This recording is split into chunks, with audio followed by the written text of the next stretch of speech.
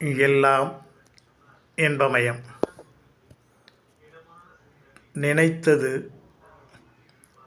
எதிர்பார்ப்பது, தேடுவது, அதை நாம் பெறுவது, இவையெல்லாம் நம் உள்ளுக்குள்ளே இருக்கும் உணர்வுகள், ஆசைகள், எண்ணங்கள், தேவைகள் அதை சார்ந்ததாக இருக்கிறது.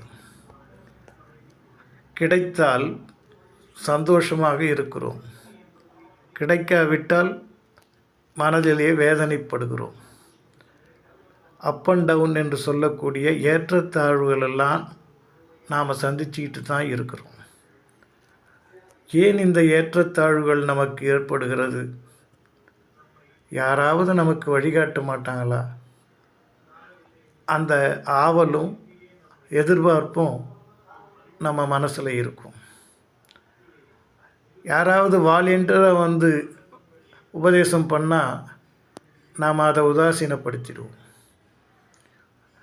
வாழ்க்கையில் வழிகாட்டுறதுங்கிறது எதிர்பாராத ஒருவர், அறிமுகமில்லாத ஒருவர் கூட நமக்கு வந்து அதை சுட்டி காட்டி, இதை நீ இப்படி செய்யுங்க, செய்தால் உங்கள் வாழ்க்கையில் சந்தோஷம் இருக்கும் அப்படின்னு சொல்லக்கூடிய நிலை இருக்கும். ஆகவே ஒவ்வொரு நிமிஷமும் நம்மை சுற்றி இந்த பிரபஞ்சம் ஏதோ ஒரு இயக்கத்தை இயக்கிக்கிட்டே இருக்கிறத நாம் கரெக்டாக புரிஞ்சுக்கிட்டோம்னா, நம்மை சுற்றி நடக்கக்கூடிய ஒரு சைகைகள் அதுவே நமக்கு வழிகாட்டுறதுக்கு ஒரு காரணமாக இருக்கும். நம்ம பேசிக்கிட்டே இருக்கிறோம், திடீர்னு எதிர்மறையான ஆன்சர் வருதுன்னா அதை தவிர்க்கணுங்கிறத நாம் உணரணும். பிரார்த்தனை பண்ணுறோம், அப்போ ஒரு மங்களகரமான சப்தம் வருதோ இல்லை ஏதாவது செய்தி வருதோ அப்போது அது நிச்சயமாக நடக்கும்னு நாம் தெரிஞ்சுக்கணும். அது மட்டும் இல்லை, நம்ம கூட சேர்ந்து வர்றவங்களை பற்றி நாம் பார்க்குறோம். எல்லாருமே முகசிரிப்போடு தான் பேசுவாங்க. ஆனால் அந்த சிரிப்புங்கிறது சில நேரத்தில் உள்ளே ஒன்றை வச்சு வெளியே ஒன்று சொல்லக்கூடியதாக இருக்கும். அவங்கள எப்படி நாம் கண்டறியறது? இது ஒரு பெரிய கேள்விக்குறியாக தானே நம்ம மனசில் இருக்குது. அங்கே தான் நாம் உஷாராக இருக்கணும்.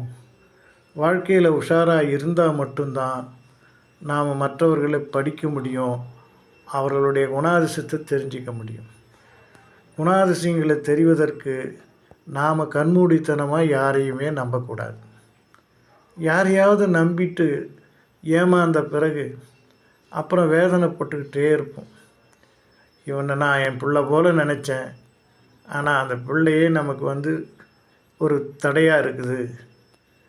இவன் மலை போல் நினச்சேன், அவன் வந்து நம்மளை ஏமாற்றிட்டான்.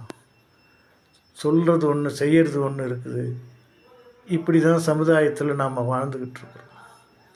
இப்படிப்பட்ட சூழ்நிலைகளை நாம் என்ன பண்ணணுன்றது நமக்கு யாராவது வழிகாட்டினா நல்லா இருக்குமே அப்படின்னு நினைக்கிறோம். இந்த இருவேறுபட்ட மனநிலையில் வாழக்கூடிய நாம் அமைதிங்கிற ஒன்றை தேடணும், மௌனங்கிற ஒன்றை தேடணும். நிறைய குழப்பம் நம்ம நெத்தியில் இருந்துச்சுன்னா அந்த குழப்பத்திலேருந்து விடுதலை பெறணும்னா அமைதியாக ஒரு இடத்துல உட்காந்து ஏன் இப்படி நடக்குது அப்படின்றத சிந்திக்க ஆரம்பித்தோம்னா நிச்சயமாக நமக்கு ஒரு நல்ல வழியை காட்டும். அப்படி சிந்திக்கும் பொழுது தான் நமக்கு ஆதரவாக இருக்கக்கூடிய தெய்வமோ அல்லது நம்மோட இருக்கக்கூடிய நல்லோர்களுடைய கருத்தோ நினைவில் வச்சு அந்த மௌனத்தில் உட்கார்ந்து செய்து பாருங்கள், நிச்சயம் வாழ்க்கையில் வெற்றி கிடைக்கும். இதை நாம் ஃபாலோ பண்ணுவோம். எல்லாம் இன்பமயம், எல்லாம் இன்பமயம்.